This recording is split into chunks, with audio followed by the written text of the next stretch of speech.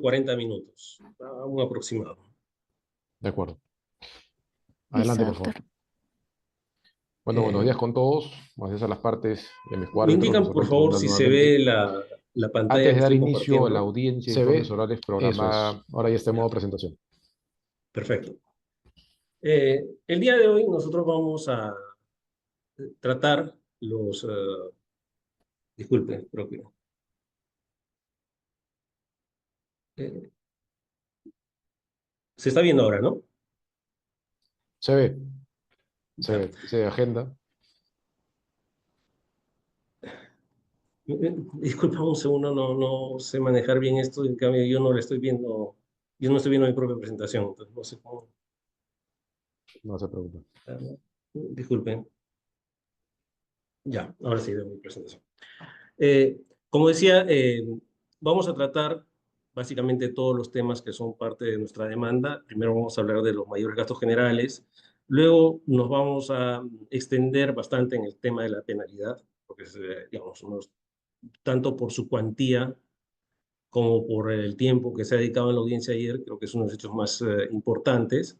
Muy brevemente vamos a hablar del tema del proceso de recepción de obra y básicamente las demoras que nos han afectado. Y luego también trataremos en extenso el tema del equilibrio económico-financiero y muy brevemente el tema de los gastos financieros vinculados a la carta fianza.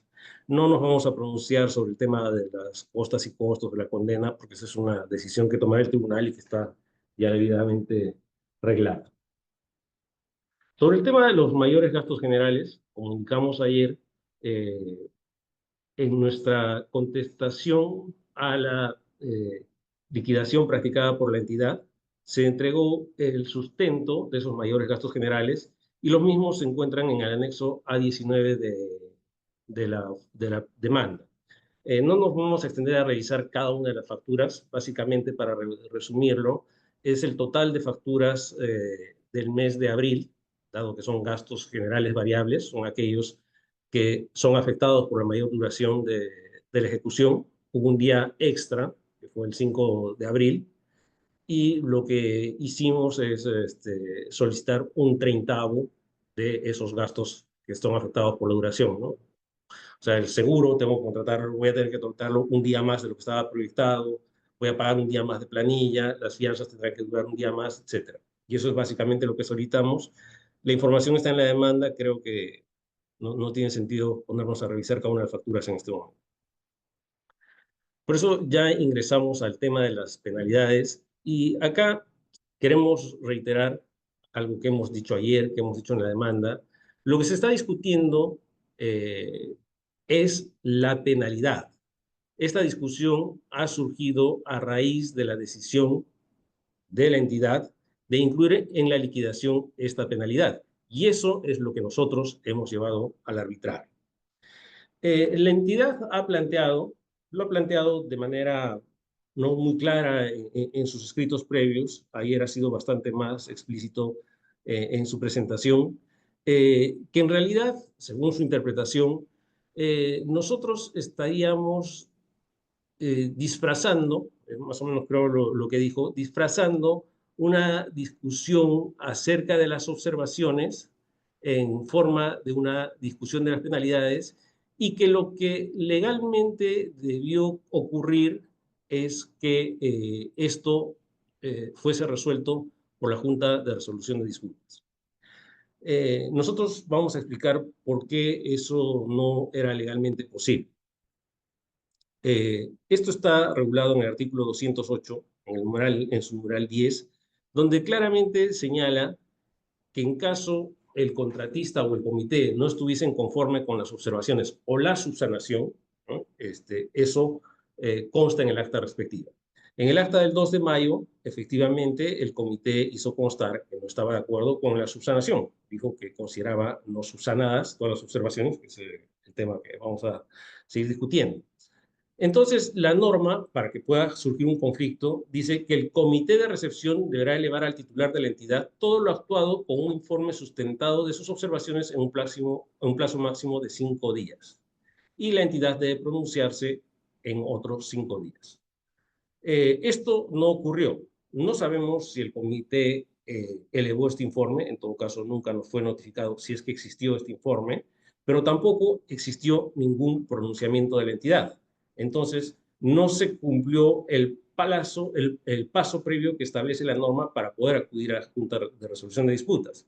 Esto porque el numeral siguiente dice que de persistir la discrepancia, o sea, que existiese un pronunciamiento del titular de la entidad con el cual alguna de las partes no esté de acuerdo, esa discrepancia es la que puede ser sometida a arbitrar. Nosotros hemos explicado en este caso que nuestro interés, como el de todo contratista, era irnos lo más pronto de la obra, y a pesar de que, como hemos explicado y vamos a reiterar hoy día, estas observaciones no eran legalmente válidas, para ser consideradas observaciones, en el sentido de la norma y de las funciones que le corresponden a un comité de recepción de obra, igual se actuó de manera proactiva y se llegó a una recepción de obra. Es decir, ya no existía o nunca existió esta controversia susceptible de ser llevada a la Junta de Resolución de Disputas. No se cumplieron los presupuestos que establece la norma para que pueda formalizarse esta discrepancia. O sea, no basta una discusión en el momento de la suscripción del acta entre el comité de recepción y el contratista, sino que se requiere este informe, se requiere este pronunciamiento de la entidad, y solo de existir este pronunciamiento de la entidad y no estar conforme con él las partes, puede ser sometido a un mecanismo de solución de disputas, lo que no ocurrió en este caso. Además, como es sabido porque está en los hechos que ambas partes hemos expuesto, un tema que está fuera de discusión, el 16 de mayo se produjo la recepción total de la obra, por lo cual tampoco existía ya competencia por parte de la JRD para resolver ninguna disputa. Precisado esto, es importante también tomar en cuenta que la discusión de las penalidades surge a raíz de la liquidación. Antes de la liquidación de contrato, nosotros no sabíamos de la existencia de las penalidades, ¿no? Porque la entidad puede decidir aplicarlas o no. La entidad podría haber considerado después que el comportamiento del comité de recepción no era correcto y decidir no aplicar penalidades, por ejemplo, ¿no? Y en todo caso, ya no existe discrepancia sobre la recepción, como dijimos. Ahora la discrepancia es sobre la procedencia o no de las penalidades.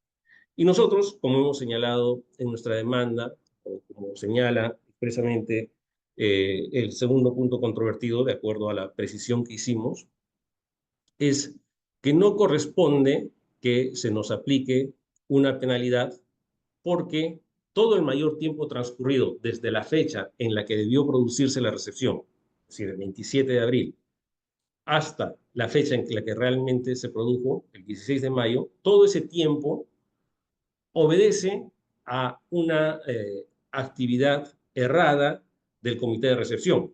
Y no nos es imputable porque el día 27 de abril, esa es nuestra posición, la obra estaba totalmente concluida y en estado de ser recepcionada, opinión que además no solo era nuestra, sino de la supervisión técnica de la obra.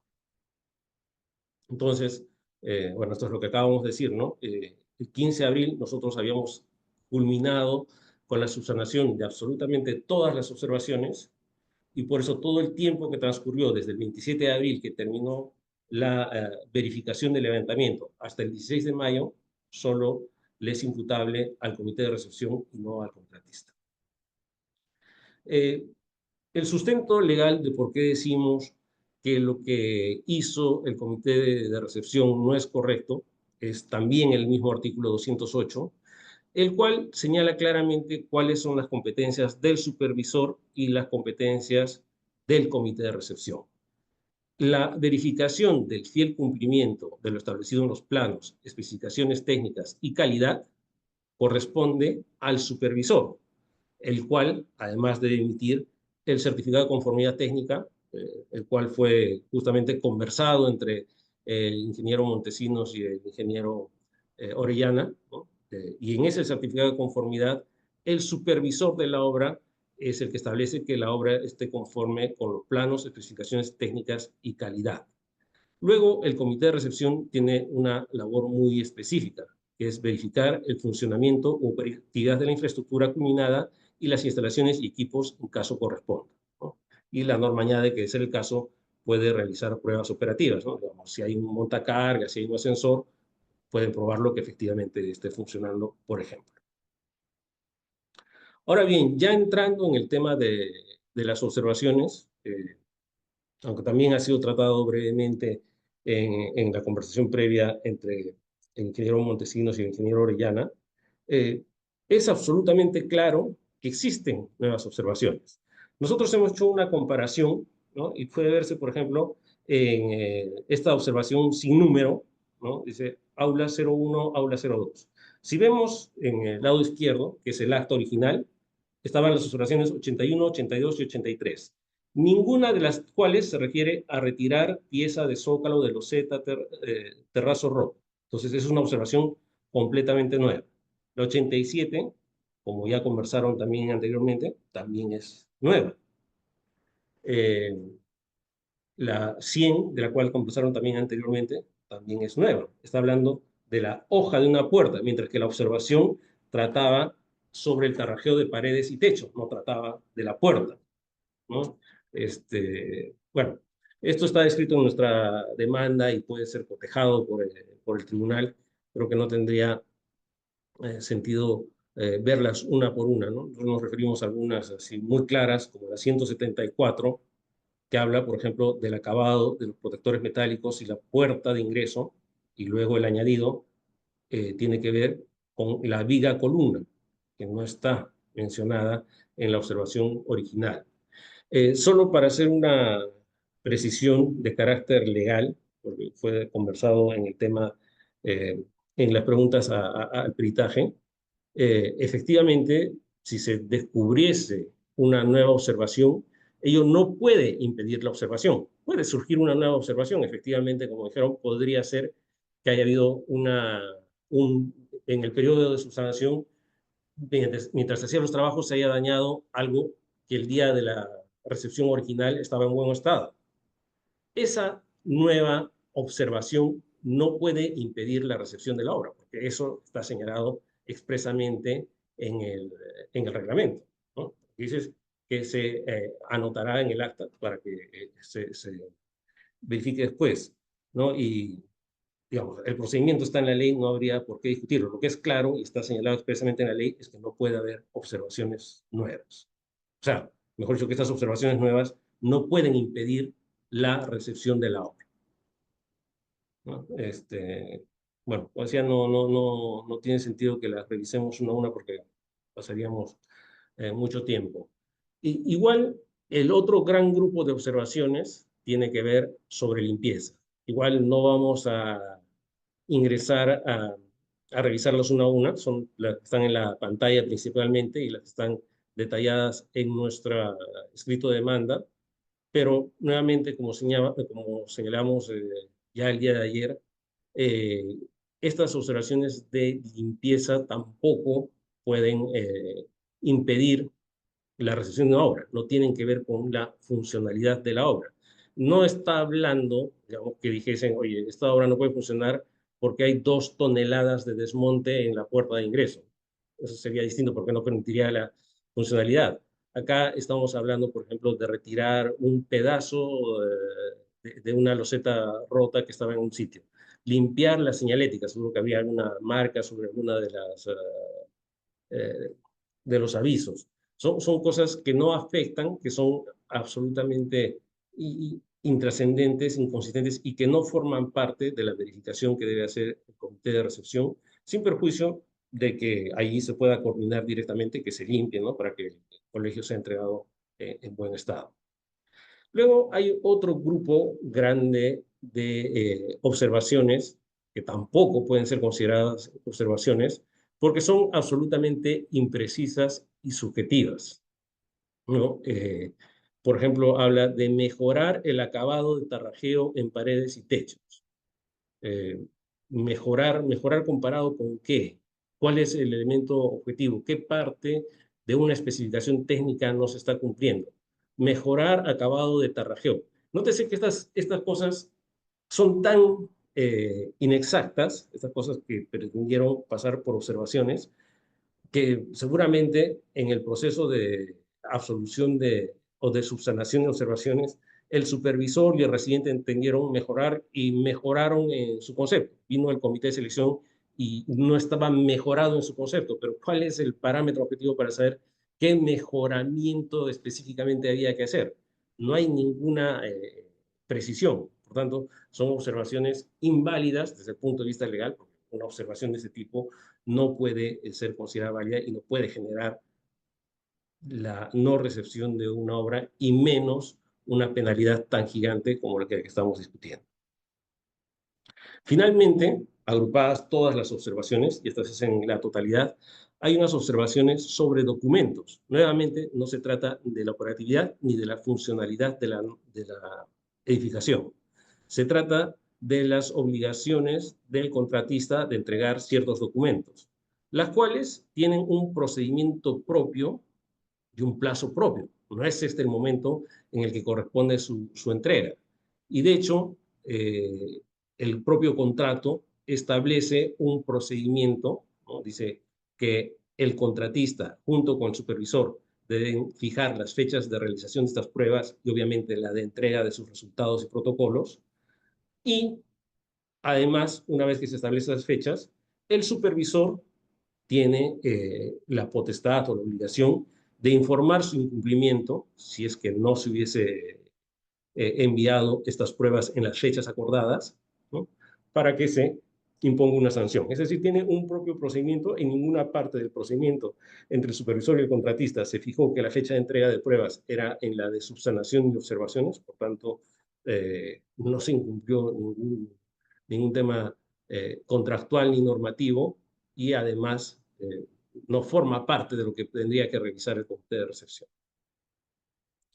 Ahora bien, entrando en el tema de las puertas, ¿no? Que es el más relevante, y es el más relevante porque es el único que aparentemente tenía un parámetro objetivo, una medida en un plano, no en las especificaciones técnicas, sino únicamente en un plano, una medida que supuestamente no habría sido cumplida. Este cuadro lo hemos confeccionado sobre la base de las mediciones realizadas por el perito. Y acá se pueden ver varias cosas muy interesantes que demuestran que esta observación es absolutamente intrascendente y no está ligada en modo alguno con la funcionalidad de las puertas. Que las puertas tengan 1 milímetro más o 1 milímetro menos de, eh, de bastidor no implica que la puerta cierre mejor, cierre peor, que haya más velocidad en el cierre, menos velocidad. No tiene absolutamente ninguna injerencia. Y es tan evidente que este tema es absolutamente intrascendente que finalmente la recepción realizada el 16 de mayo se produjo a pesar de que no había ninguna puerta que cumplía exactamente con las medidas. En ese color piel pueden ver no las puertas, sino únicamente los bastidores que alcanzaron los 12.7 centímetros. Tenemos el bastidor de la bisagra del aula 8, el bastidor de la llave del aula 4, pero el bastidor de la bisagra no cumplía la medida. El bastidor del lado de la llave de los servicios higiénicos de mujeres, el bastidor del lado de la bisagra del área de administración. En total, como pueden ver, 1, 2, 3, 4, 5, 6, 7, 8. 8 bastidores, ni siquiera 8 puertas. 8 bastidores son los únicos que alcanzaron esa medida. El resto de bastidores no alcanzó esa medida. Siguen existiendo medidas dispares. Y, sin embargo, el colegio está funcionando perfectamente. No ha habido ningún reclamo por vicios ocultos de parte de la entidad, no ha habido ninguna queja del usuario sobre que exista algún problema sobre las puertas, ¿no? Vemos que hay puertas de 12.1, de 13. O sea, las puertas tienen otras medidas y, sin embargo, están funcionando perfectamente. Otro tema que debe apreciarse es el criterio absolutamente dispar del comité de recepción, ¿no? Las que están en celeste no tenían las medidas, no tenían los 12.7 y nunca fueron observadas.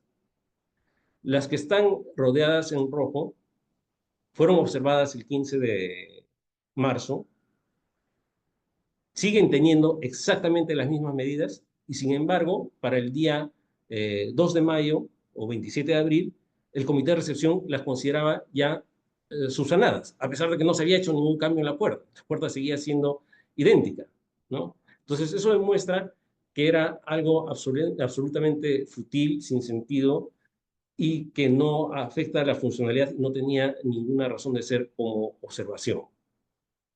Otras consideraciones muy breves que vamos a poner, porque fueron discutidas el día de ayer, es que posiblemente en ninguna edificación que tenga puertas hechas especialmente para la edificación, ¿no? Que no hayan sido parte de un proceso industrial, sino que han sido hechas por un carpintero, como es este caso, que se mandó a hacer las puertas específicamente para esta edificación, los bastidores son uniformes.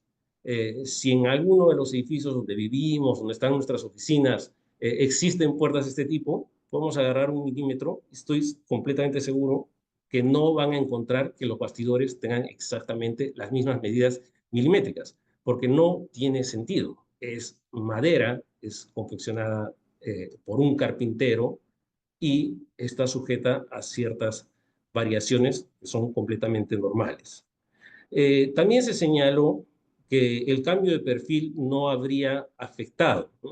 Como explicamos ayer, el marco de estas puertas es de aluminio y el perfil de este marco tuvo que ser sustituido porque en el expediente hacían alusión a unos códigos, T081, que es un código de un producto propio de una empresa que entendemos que quebró, la empresa Miyasato, bueno, que dejó de operar en el mercado, no sabemos por qué razón, y por tanto tuvo que buscarse nuevos perfiles. Y estos perfiles sí eran más anchos. En un caso se incrementó el ancho en 34 milímetros y en el otro en 20 milímetros. Obviamente, para que la puerta pueda caber, tenía que cepillarse por los costados, porque se había incrementado el ancho de los marcos, ¿no? Un tema que ha sido tocado por el ingeniero Velázquez, que es importante mencionar que no se encuentra expresado en ningún documento, no existe ningún documento formal, eh, ni en el proceso de arbitraje, ni en el proceso de recepción, que haya hablado antes de este tema, es que según la opinión subjetiva del ingeniero que presidía el comité de recepción, el haber colocado apliques sería un engaño, más o menos el término que utilizó el día de ayer. Eso no puede ser considerado ningún engaño. Todas las puertas contraplacadas tienen apliques. Los apliques se hacen con cola de carpintero y duran muchísimos años, ¿no? O sea, no hay la posibilidad de que se desprenda. Eh, Esto, como ya hemos explicado, no tiene ninguna funcionalidad. Que tenga un milímetro más, un milímetro menos, no afecta la funcionalidad de la puerta. Finalmente termina siendo un aspecto estético, además estético entre comillas, porque no es perceptible esa diferencia al ojo humano. Pero digamos, el comité de recepción consideraba que debía llegarse a esa medida milimétrica y podía cumplirse perfectamente colocándose estos apliques, que es una práctica que existe en la carpintería y que no es ningún engaño. Los apliques están hechos para durar mucho tiempo. Tan es así que además la supervisión que revisó el proceso de subsanación de observaciones vio lo que se estaba haciendo y le consideró que era una solución técnica adecuada. Nosotros consideramos que es una solución técnica adecuada. Y finalmente, si realmente se produjese el hecho de que se despegara algún aplique, eso no va a afectar el funcionamiento de la puerta. Se cayó ese aplique, la puerta va a seguir funcionando de la misma manera. Para que se caiga un aplique tendrían que pasar 15, 20 años, o sea, porque están pegados o estaban pegados con cola de carpintero. Además, como mostró ayer el ingeniero que presidió el comité de recepción, Los apliques se estaban colocando dentro, en el área de machimbrado, ¿no? Pegados al área que está machimbrada. Entonces, no podía obstaculizar el cerrado o apertura de ninguna puerta. Y un tema que es importante que se considere es que esto de colocar estas medidas no es, como interpretó el comité de recepción, referido a una medida milimétrica exacta.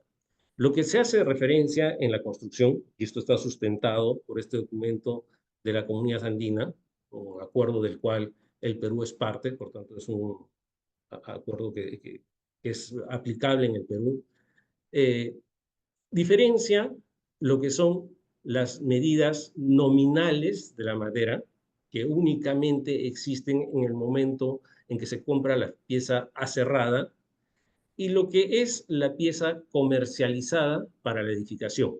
Básicamente lo que se explica en este documento es que naturalmente toda pieza de madera pierde dimensiones por el corte y cepillado, por la contracción en el secado, y termina en una dimensión que ellos llaman la dimensión real, que es menor que lo que resultaría de la conversión matemática, es decir, usando la equivalencia matemática exacta de la medida que es consignada comercialmente, ¿no?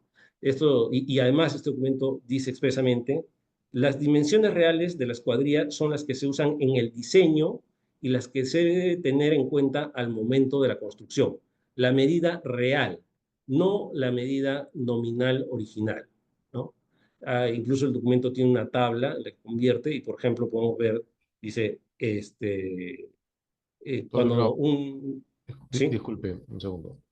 Doctor Mestán, se está levantando la mano. ¿Quiere participar? Sí, doctor. Disculpe que la interrupción, como el día de ayer, le dejaba pasar una diapositiva donde cita un marco normativo que no está en ninguno de sus documentos anteriores, pero agradecería que el abogado se centre si esa cita de documentos, porque ahorita está presentando documentos técnicos, citando un marco normativo que supuestamente es aplicable al Perú, y sacando estas dimensiones, eso ha sido alegado durante el arbitraje, a efecto de que mi área técnica también en su momento haya podido pronunciarse sobre el mismo, porque si no es así, y está tratando recién trayéndolo en audiencia, evidentemente está vulnerando nuestro derecho de defensa. Gracias, señor presidente.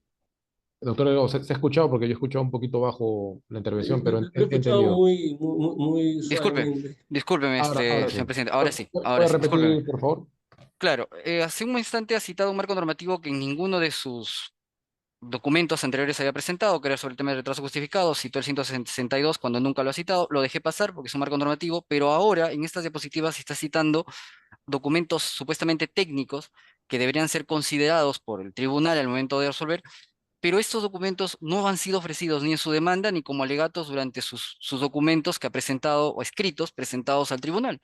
En consecuencia, solicito al tribunal que le consulte si todo eso que está señalando en la diapositiva anterior y en esta ha sido materia presentado por escrito, ha sido presentado este documento a efectos de que mi área técnica se pudiera pronunciar sobre el mismo de manera oportuna y no vulnerar nuestro derecho de defensa. Doctor Delgado, sus comentarios. No existe ninguna vulneración al derecho de defensa cuando se cita un documento de carácter técnico.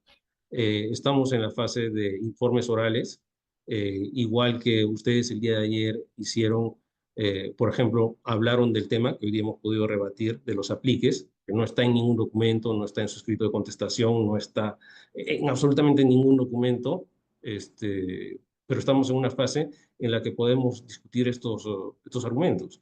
Además, las copias de las diapositivas y las copias, o mejor dicho, los videos de las audiencias van a ser de conocimiento de ambas partes y ambas partes, de acuerdo al calendario, vamos a tener un plazo para presentar nuestras alegaciones. No veo que exista ninguna vulneración ni por el hecho de que el Ministerio, el PRONIET, haya introducido algunos nuevos elementos en la discusión el día de ayer, ni por el hecho de que nosotros estemos introduciendo un tema legal, porque estamos introduciendo un documento que está vigente y que existe, ¿no?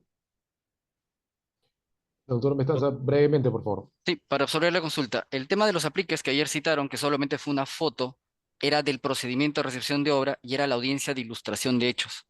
Esta es la audiencia final. Luego de esto no hay más alegatos. Los alegatos se basan en todo lo que hemos argumentado anteriormente. Esta es una audiencia última.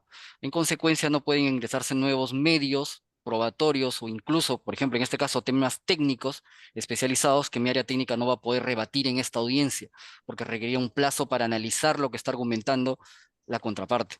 En consecuencia, no es lo mismo. Y segundo, este tema de apliques a lo que hace referencia fue reconocido por la propia contraparte luego de que mi entidad señaló simplemente que eso es lo que había pasado al momento de la sustanciación de las opciones. Era un hecho, no había alegación nueva ni nuevo medio probatorio que se estuviera juntando. Gracias, señor presidente.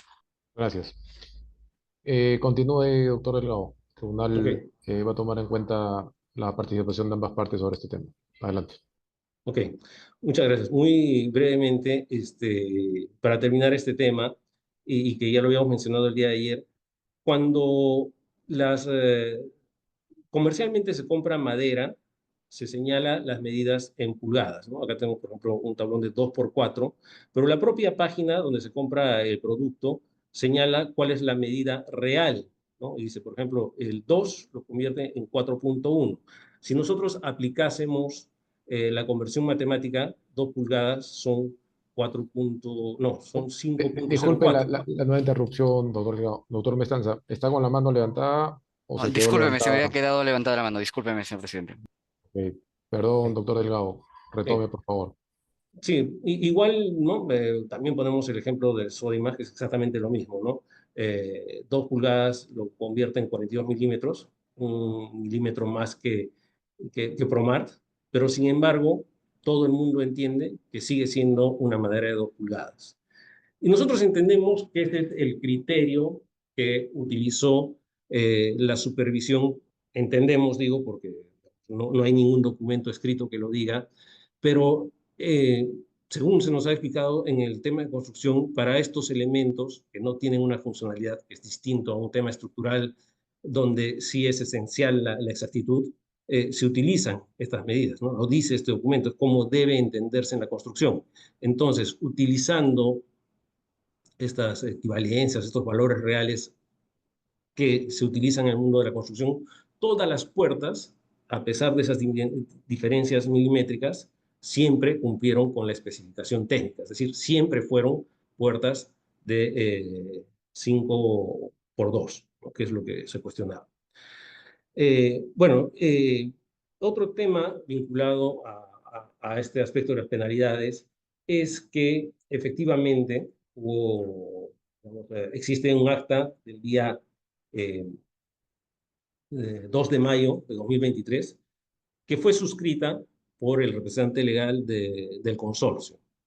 Ese es un hecho, está en los documentos, pero la firma de ese documento no puede convertir en legales actuaciones del comité de recepción que no lo son, ¿no?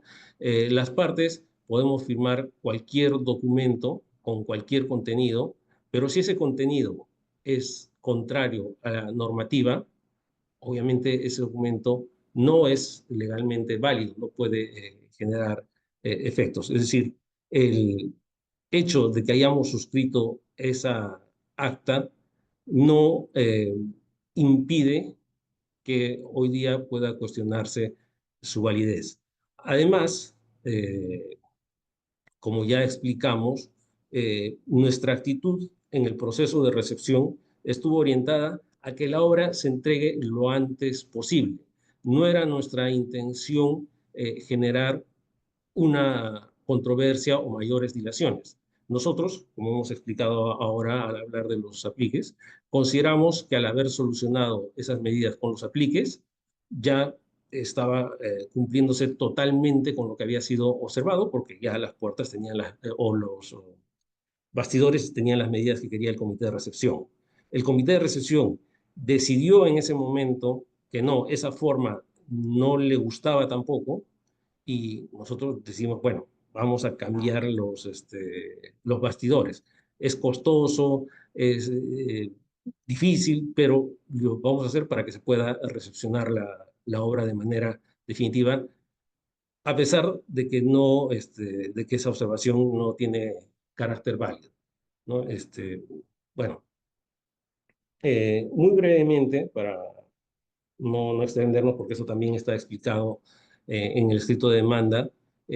Nosotros también cuestionamos que haya habido varias violaciones a los plazos de del proceso de recepción, ¿no? Y eso está contenido en nuestra tercera pretensión, que bueno, el tribunal revisará cuando revise el documento escrito. Entonces, solo queremos llamar o dejar claro, ¿no?, en qué se basan nuestras alegaciones.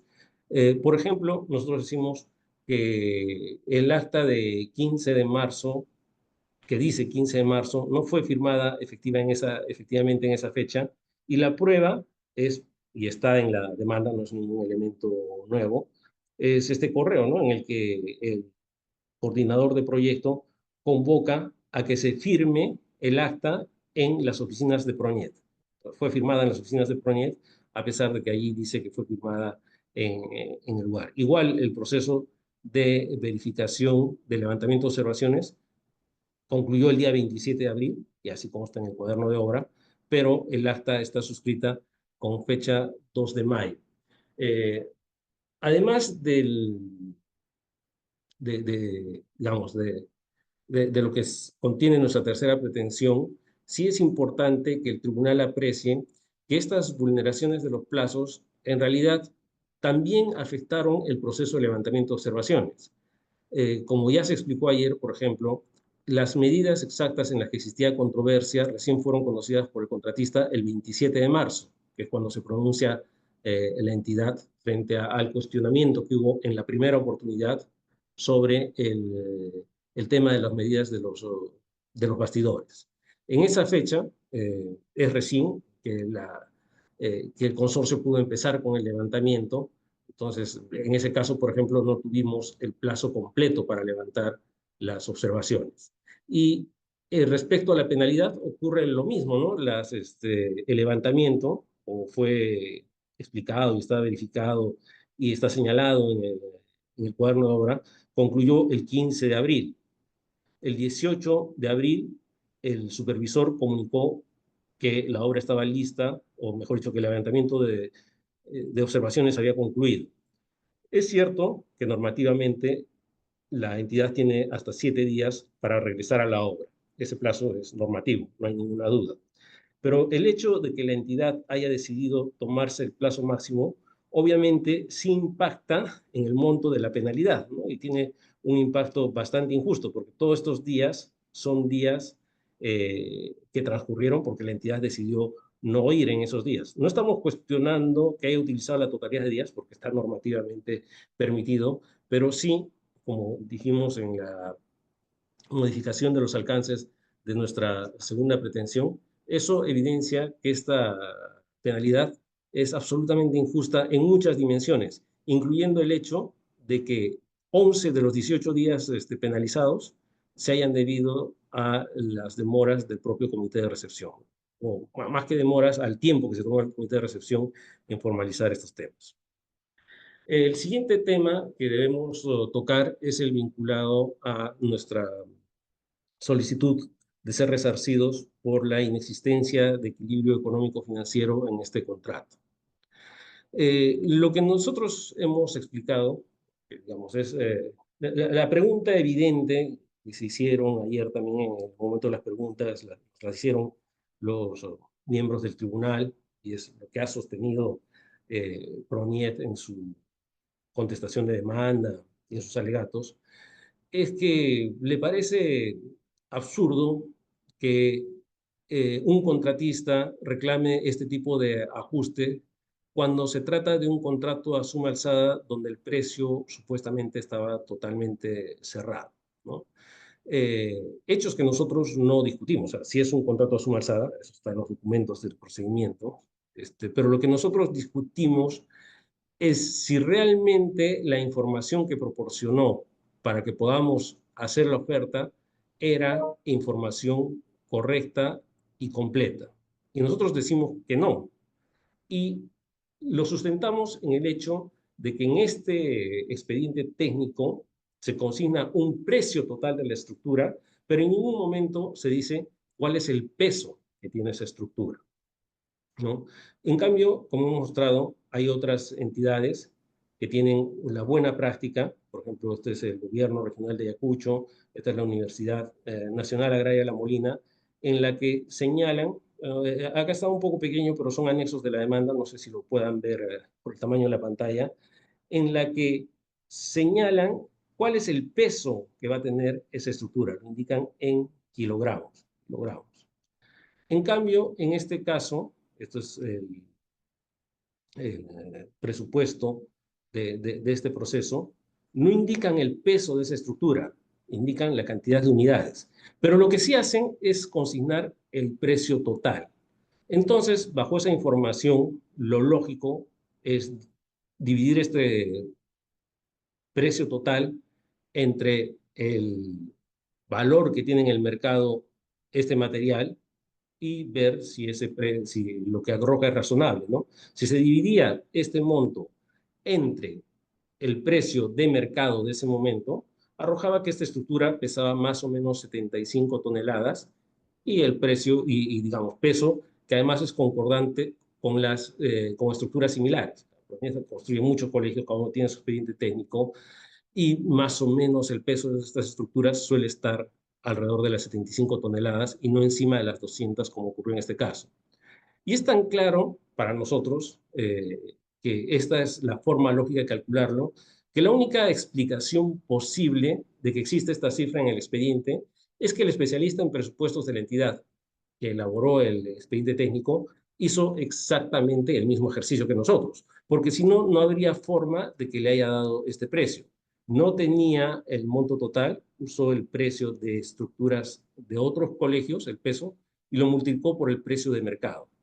Ayer el ingeniero Montesinos cuestionaba y decía, ¿podría haberse cometido un error tan grande? Y nosotros nos ratificamos señalar que sí existía un dato absolutamente engañoso en este expediente. Este precio, dividido entre el precio de mercado, da un peso de estructura razonable. Es cierto que revisando todos los planos, todas las especificaciones, puede llegarse al peso real, y nosotros llegamos al peso real, y por eso es este reclamo, y por eso se pudo construir, pero esa no es una labor simple, como hemos mostrado y como se acredita con los medios probatorios que están en nuestra demanda. Para poder llegar a ese cálculo se necesita utilizar softwares especiales, que además ni siquiera arrojan una medida exacta, porque nosotros hemos presentado, por ejemplo, dos cotizaciones hechas por dos proveedores a los que se envió toda esta documentación técnica. Ellos demoraron más de 2 semanas en enviarnos las cotizaciones aplicando estos software especiales que tienen, y aún así arrojaron medidas con alrededor de 20 toneladas de diferencia entre una y otra. Eso lo pueden verificar en los medios probatorios que están en nuestra demanda. En todo caso, este es el precio de mercado, es $1.176.000, mientras que el precio consignado en el presupuesto era de 1.347.000 soles, ¿no? O sea, la diferencia es realmente considerable. O sea, eso hace que este contrato no tenga equilibrio ni remotamente. Es cierto que hay un cierto riesgo, un alia que es asumido por las partes en un contrato a suma alzada, pero se entiende que es un riesgo razonable, ¿no? O sea, razonablemente puede costar un poquito más, un poquito menos de lo presupuestado, efectivamente, pero no una diferencia de estas dimensiones. Y solo precisando un tema que se señaló ayer, se cuestionaba y se decía, pero de repente te ha costado mucho más, no por el valor del material, sino por el tema de rendimientos. Comentario que no tendría sentido lógico porque la obra se terminó a tiempo, se utilizó la cantidad de personal exacta, o sea, hubiese habido un problema de rendimientos en la mano de obra evidente si la obra se hubiese terminado a destiempo. La obra se terminó a tiempo, se ejecutó en los plazos previstos en el presupuesto, lo que significa que los rendimientos fueron correctos. Y precisando algo que también fue preguntado ayer, lo que nosotros estamos solicitando es exactamente el reconocimiento del costo directo, es decir, lo que se pagó digamos, la diferencia entre lo que nos pagaron y lo que pagamos al proveedor de las estructuras y no otros conceptos. Además de tomarse en cuenta que este defecto no está solo en esta estructura, sino en varias otras estructuras metálicas de la obra, que sin embargo, cuyo ajuste no hemos solicitado porque no existe un desequilibrio de este tamaño. Como señalamos, la base legal para nuestro pedido es un principio fundamental de todo contrato con el Estado, ¿no? Que es el principio de equidad. La ley señala expresamente que debe existir una razonable relación de equivalencia y proporcionalidad entre las prestaciones y derechos de las partes. Por eso, cuando dice una relación razonable, se entiende que en un contrato de suma alzada puede haber una cierta diferencia razonable, ¿no? En este caso, la diferencia es absolutamente irracional. Por eso esta obra terminó con una pérdida muy grande para el contratista. Y sin embargo, a pesar de eso, fue terminada y entregada. Pero la pérdida económica del contratista fue bastante grande. Eh, Es cierto que la ley de contrataciones con el Estado no regula, no señala en ningún lugar qué ocurre cuando la falta de equilibrio contractual, de equilibrio económico-financiero, es originaria. La ley regula los casos en los que el rompimiento se produce como consecuencia de un acto posterior, ¿no? Y eso ha sido porque el legislador pensó que los contratos siempre iban a nacer en situación de equilibrio y que los desequilibrios tenían que ser hechos posteriores. Por eso no reguló ese tema. Pero el que no lo haya regulado no implica que el contrato no deba haber sido equilibrado desde el origen, ¿no? Por el contrario, asume que el contrato debía estar equilibrado porque esa es la aplicación del principio de equidad. Sin embargo, en este caso, el contrato no estuvo equilibrado desde el origen. Eh, digamos, el hecho de que haya habido un error de cálculo no, y que sea un contrato a suma alzada y que nosotros hayamos hecho la oferta, etcétera, no vulnera nuestro derecho a pedir la corrección, porque todos sabemos que la ley de contrataciones señala expresamente que para lo no previsto de manera expresa en esa normativa debe aplicarse de modo supletorio las normas del Código Civil. Y no existe ninguna norma en la ley de contrataciones que de manera expresa regule este supuesto, un supuesto en el que el equilibrio estaba mal desde el origen del contrato. Por tanto, debe recurrirse a las normas del Código Civil y lo que tenemos en este caso es un caso de error de cálculo, ¿no? La cantidad o el volumen de material utilizado estaba mal calculado. Y lo que corresponde, según señala el Código Civil, es la rectificación. Y eso es lo que nosotros estamos solicitando, que se rectifique ese error de cálculo, porque a raíz de ese error de cálculo se rompió el equilibrio económico-financiero y que al corregir ese error de cálculo, reconociendo la cantidad y el precio real de esa infraestructura, se restablezca el equilibrio, no completamente, pero por lo menos se compense y nuestra pérdida sea menor.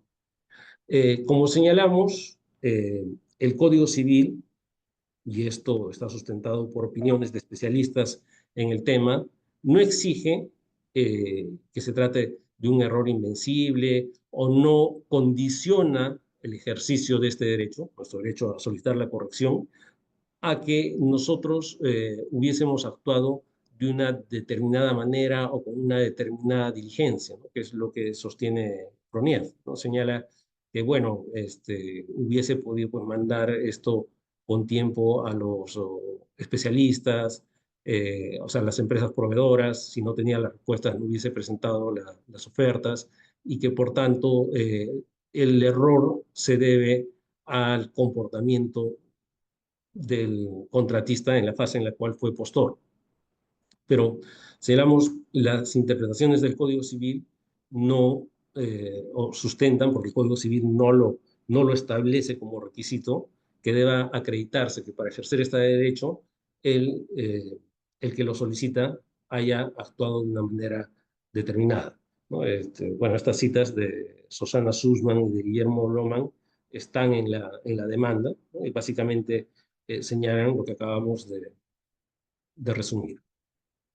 El último tema sobre el que nos vamos a pronunciar de manera muy breve es nuestro pedido para que se nos reembolse los gastos financieros que existen desde que se ha generado este arbitraje.